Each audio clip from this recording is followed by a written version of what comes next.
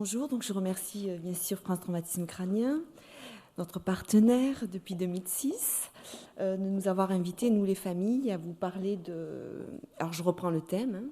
Tierces personnes après traumatisme crânien sévère, quelle spécificité des besoins, quelles évaluations, quel financement, témoignages des proches. Je vais me servir de ça peut-être. Alors je commence toujours, parce qu'il faut bien le rappeler, le choc et le déni. Donc les familles, pour elles, tout commence par le choc de la nouvelle de l'accident et continue par le déni ou la non-acceptation de la réalité et des séquelles. C'est important puisqu'on met du temps pour accepter.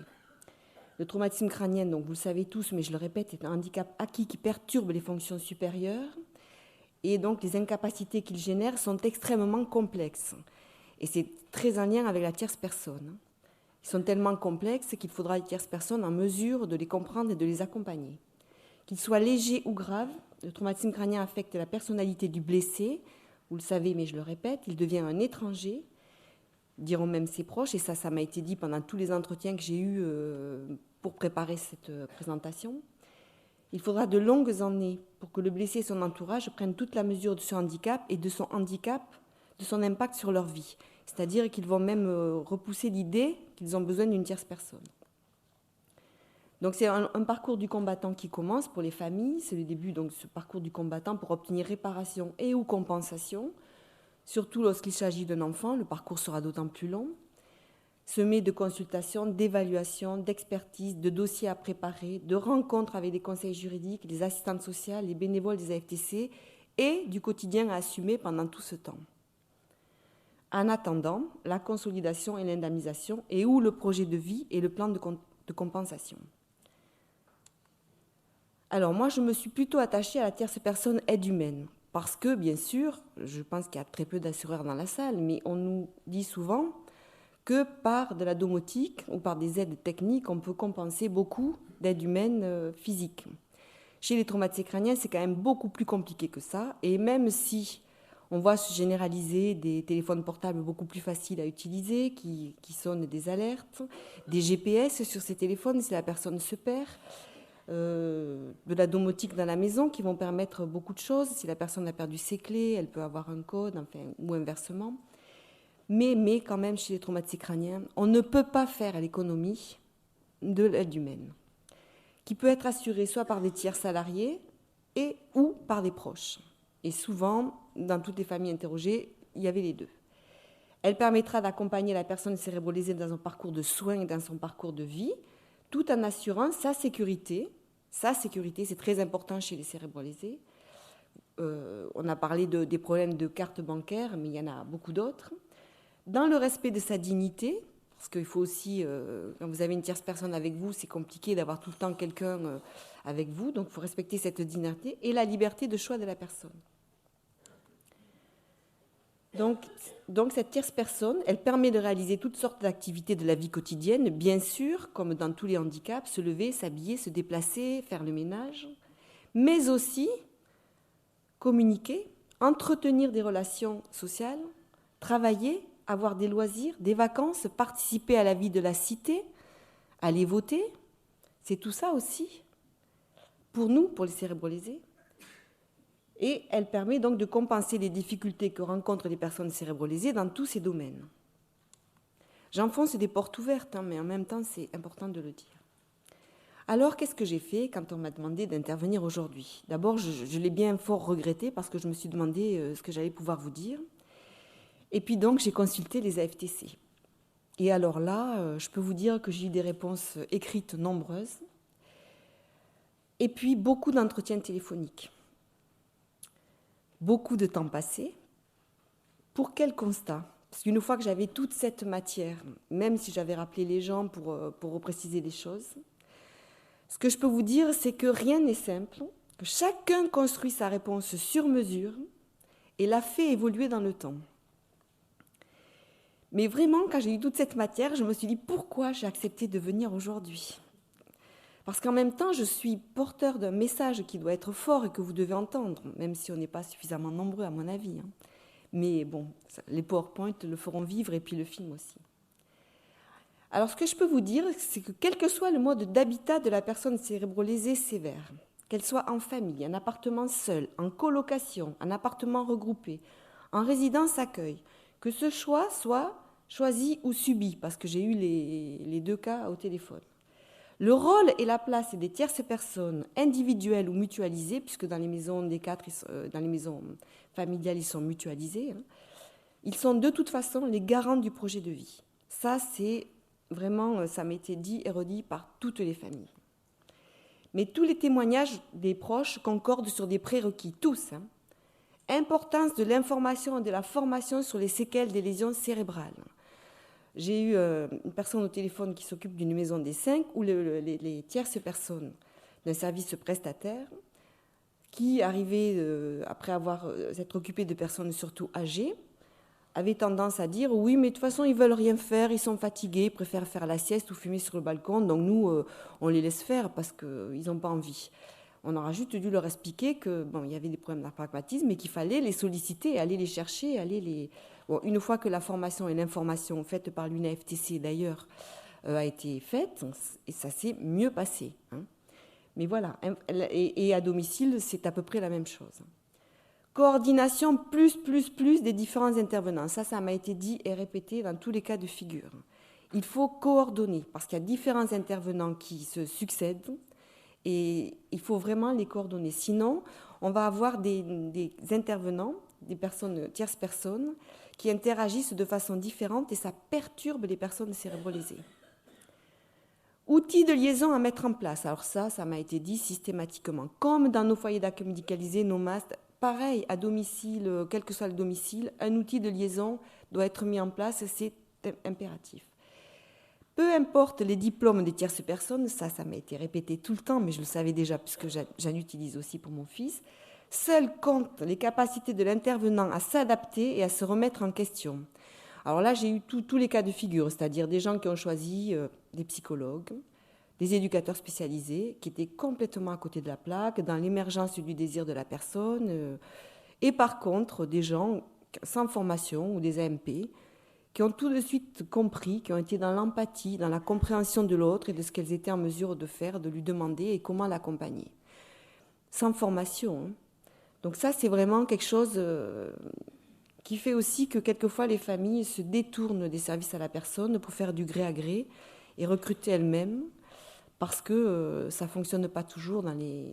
Donc ça m'a été dit, redit, et je vous le dis aujourd'hui, peu importe les diplômes, seul compte les capacités de l'intervenant à s'adapter et à se remettre en question. Alors, des besoins spécifiques individualisés. Donc ça aussi, au-delà des aides humaines pour ménage, courses, habillement, ça on arrive à le trouver relativement facilement. Les traumatisés crâniens sévères ont besoin d'un accompagnement vers des activités sportives, culturelles, sociales, scolaires, professionnelles, en fonction de leur projet de vie, de leurs aspirations, de leurs capacités et de celles de la société à les supporter. Vous avez parlé tout à l'heure du schizophrène et du regard qu'il avait peur qu'on porte sur lui. C'est la même chose. J'ai eu plusieurs familles et plusieurs AFTC qui m'ont fait remonter. Je pense à un cas d'un jeune homme qui avait été intégré dans un club d'échecs, mais le regard porté sur lui par les autres personnes valides du club d'échecs, et notamment en compétition, était vraiment problématique. Il a fallu intervenir plusieurs fois, et finalement que la tierce personne soit là avec lui dans le club d'échecs et lors des compétitions pour que les choses se passent bien. Des réponses à construire au cas par cas. Ces réponses se trouvent encore trop rarement dans les services à la personne. Les proches sont obligés de construire des réponses évolutives, de recruter au gré à gré parfois. Je pense à une maman qui m'explique que son jeune fils de 24 ans souhaite aller en boîte. Ben, ça, elle ne l'a pas trouvé dans un service à la personne. Hein. Elle a fait un recrutement de gré à gré pour qu'il y ait quelqu'un qui accepte le soir de sortir, qui soit jeune, qui supporte d'aller en boîte. Et heureusement, parce que son fils se met en difficulté, a tendance à boire, à se mettre en difficulté, à se bagarrer avec les autres personnes, à ne pas supporter le regard. Donc il faut toujours qu'il y ait quelqu'un, lors de ses sorties en boîte, qui soit présent. Et il a souvent sorti de mauvais pas. Je pense à cet exemple-là, il y en a eu tellement d'autres. Une autre... mais accompagne son fils chez les prostituées. C'est une demande. Il faut y répondre.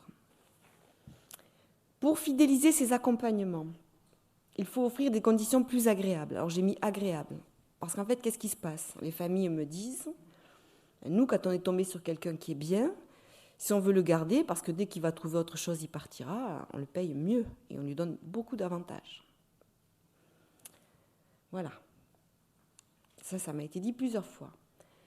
Quelles évaluations? Alors, quelles évaluations pour l'aide humaine?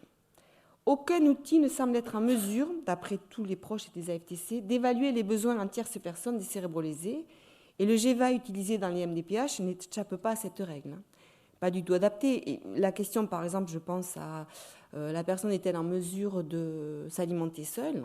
Oui, nous, on a beaucoup de traumatisés crâniens qui peuvent s'alimenter seuls. Sauf que je pense à une maman qui m'expliquait que son fils était donc boulimique depuis l'accident et que, oui, ça, il s'alimentait seul. Il s'alimentait même toute la journée seul. Donc, il avait fallu mettre des mesures en place et des cadenas au frigo et au placard pour éviter qu'il s'alimente toute la journée. Donc, le GEVA n'est pas du tout adapté. Alors, je pense à cet exemple et il y en a beaucoup d'autres. Seule l'évaluation écologique en situation réelle. Alors, quand je dis écologique, c'est à domicile. C'est pas... oui, il y a des évaluations écologiques qui sont pertinentes. Je pense à le gâteau au chocolat de Mathilde Chevignard, c'est très pertinent. Mais au-delà de ça, il faut vraiment être au domicile sur du long terme pour comprendre ce qui se passe et les besoins qu'on va avoir en tierce personne. Et l'écoute des proches. Les familles nous ont dit, mais nous, on ne nous écoute pas suffisamment au moment de... Parce que le blessé va dire que tout va bien, il est anosognosique, donc tout va bien.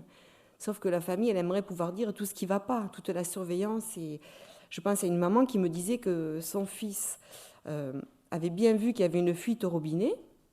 Il se doutait bien qu'il fallait intervenir, mais à aucun moment il est allé couper l'eau. Donc la fuite a continué jusqu'à ce qu'il pense quand même qu'il fallait peut-être téléphoner à sa mère, qui elle-même a téléphoné à un plombier qui a bien voulu se dépasser, mais en attendant, l'eau avait coulé et puis avait coulé partout et abîmé l'appartement du dessous, parce que lui, il n'avait pas pensé à couper l'eau, du tout. Donc l'écoute des proches, très importante. L'évaluation du handicap invisible. Les proches insistent sur leurs difficultés lors des évaluations à argumenter lorsque le handicap est invisible et le blessé anosognosique. Ça m'a été dit plusieurs fois. Le nombre d'heures d'aide humaine accordées est toujours insuffisant pour les proches et la qualité du projet de vie et la sécurité du blessé sont pourtant en jeu. Alors, une fois qu'on a fait l'évaluation et qu'elle est bien sûr insuffisante, quel financement? Attention aux tarifs horaires accordés pour cette aide humaine qui doit être effectuée par des personnes ayant été réellement formées et avec un temps de coordination prévu. Une étude réalisée en 2012 par Andeo. Je vous rappelle qu'il y a un label de service à la personne, un label handicap, dans lequel l'UNFTC est présente au conseil d'administration. Même notre président étant le président d'Andeo actuellement. Il estimait que ce tarif horaire varie entre 22h40 et 24h40. Excusez-moi. D'après nos sources, c'est même pas suffisant. Alors, si on concerne la PCH et les MDPH, on a un tarif aidant familial à peu près à 3,67 €. Et je rappelle quand même que beaucoup d'aidants familiaux font la coordination et sont de fait aidants familiaux sur de longtemps parce qu'on n'a pas obtenu suffisamment d'heures d'aide humaine. On a des services prestataires en moyenne à 17,77 €, avec des conseils départementaux, puisqu'il faut les appeler comme ça maintenant, qui vont au-delà 20 € maximum. De nombreuses inégalités, territoriales sont constatées, avec un contrôle effectif des heures utilisées et l'impossibilité d'effectuer une moyenne annuelle, c'est-à-dire que vous pouvez avoir besoin plus d'un mois sur l'autre, mais souvent vous ne pouvez pas faire cette moyenne, on vous demande mois par mois si vous les avez utilisés, si vous ne les avez pas utilisés, on vous les récupère.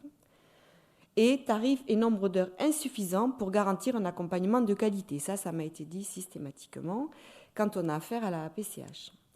Dans le cas de l'indemnisation, selon nos sources, à savoir les adhérents des AFTC, un dossier, un tarif ou presque. C'est à peu près ça. Mais tarif et nombre d'heures presque toujours insuffisants pour couvrir les besoins d'accompagnement des personnes.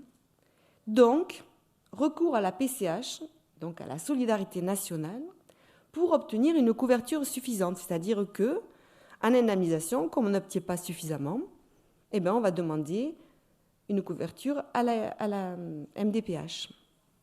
Quand ce n'est pas l'assureur qui dit « vous n'avez qu'à demander la PCH et nous viendrons juste en complément ». Et ça, je l'ai rencontré dans plusieurs interviews que j'ai eues. Pas un, plusieurs. De même qu'on le retrouve dans la demande d'aide sociale pour les gens qui sont en foyer d'accueil médicalisé. Donc nous trouvons dans les AFTC relativement inadmissible que la solidarité couvre quelque chose qui devrait l'être de fait de contrat d'assurance.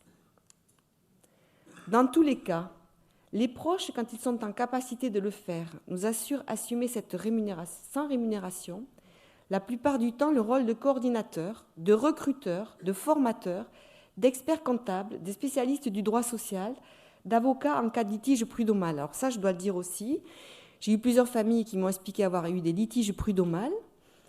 Alors plusieurs fois parce qu'il y avait une adéquation entre la personne et la tierce personne et la personne cérébrolésée, ça fonctionnait plus, ça marchait plus. Mais la personne n'a pas voulu de rupture conventionnelle, il a fallu la licencier, il y a eu litige. Et les trois quarts du temps, les salariés ont gagné. Quelquefois, il a été dit au prud'homme par la salariée qu'elle n'avait pas été suffisamment informée de la dangerosité de la personne qu'elle accompagnait. Et sachant que c'est les personnes cérébrolésées qui sont, dans ces cas-là, les employeurs, donc c'est elles qui sont mises au prud'homme, avec tout ce que ça peut supposer pour elles de difficultés à comprendre et à appréhender. Et pratiquement tout le temps, c'est la personne salariée qui a gagné.